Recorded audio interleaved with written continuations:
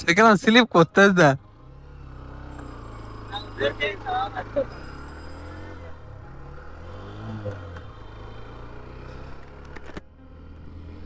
তো hello guys, কেমন আছে? আশা করছি ভালো আছে সবাই। তো গাইস, ফাইনালি আরও একটা নতুন ভিডিও নিয়ে চলে এসেছি। এই ভিডিও থেকে তোমাদেরকে দেখাতে চলেছি যে আমার গাড়ি যেটা অ্যাক্সিডেন্ট করেছিলাম সেটা গাড়ির কাজ কমপ্লিট হয়ে গেছে।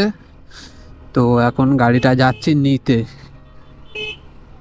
গাড়ির কাজ দুদিন আগে হয়ে গেছিলো, কিন্তু আমি এখানে ছিলাম না, ওই জন্য যেতে পারিনি।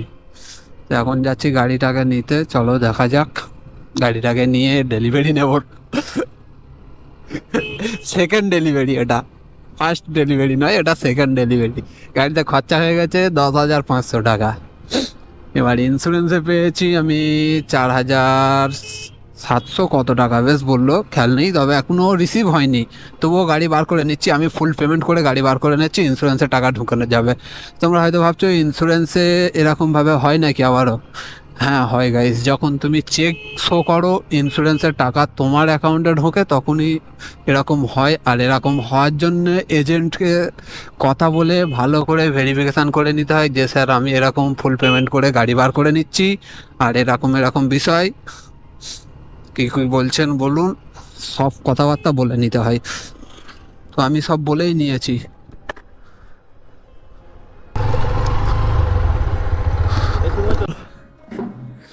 সুজুকি শোরুম এখান কোথায় নি না?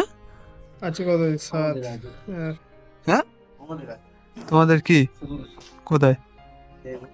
ইয়ে 300 টাকা কিসের অ্যাড করছো? কি আপু বলে না কিসের? প্রসেসিং এর হ্যাঁ 200 ক টাকা বলছিল, 300 টাকা বলে না। ঠিক আছে বলে দিচ্ছি। বলো।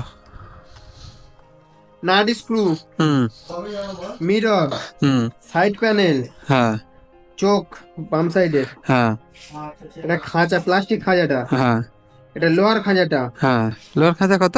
1160। ও সালা। হ্যান্ডেল, হ্যাঁ ফটো তোলা আছে দেখে নেবে। হুম এম প্যানেল, হ্যাঁ আপনি যেটা বুঝতে পেরেছি, তেরোশো বাম নব্বই দিকে, এই সরি ডান দিক এটা আর আর বাম দিকের ইয়ে এটাই সিট দিয়ে চারটাই চলে। আর seat cowl, cowl, brake oil plus coolant. Brake oil, opening fitting. হ্যাঁ ওভেনিং ফিনিশ। হ্যাঁ 10,500। বাহ। হ্যালো, হ্যাঁ স্যার, আমি এই শোরুমে গাড়ি নিতে এসেছিলাম। তো এই বলছে যে যে কটা পুরাতন পার্টস ভেঙে গেছে ও কটা আপনারা রিসিভ করতে আসবেন না নিয়ে চলে যাব?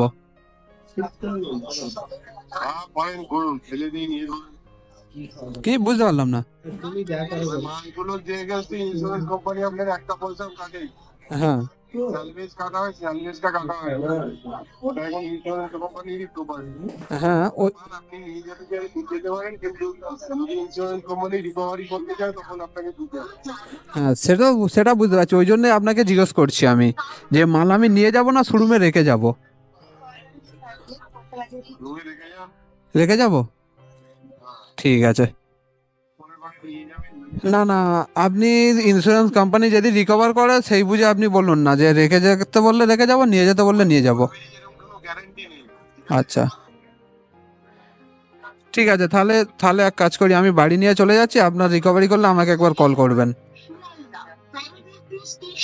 ঠিক আছে? হ্যাঁ, ঠিক আছে। হ্যাঁ না, তুমি এইটা নে নাও, এইটা দুবুনি চল যাব।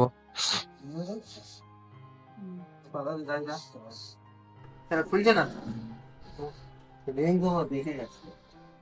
হ্যাঁ কি বলিস রাখতে হলো, ওটা খুলে আবার যেতে দেবো।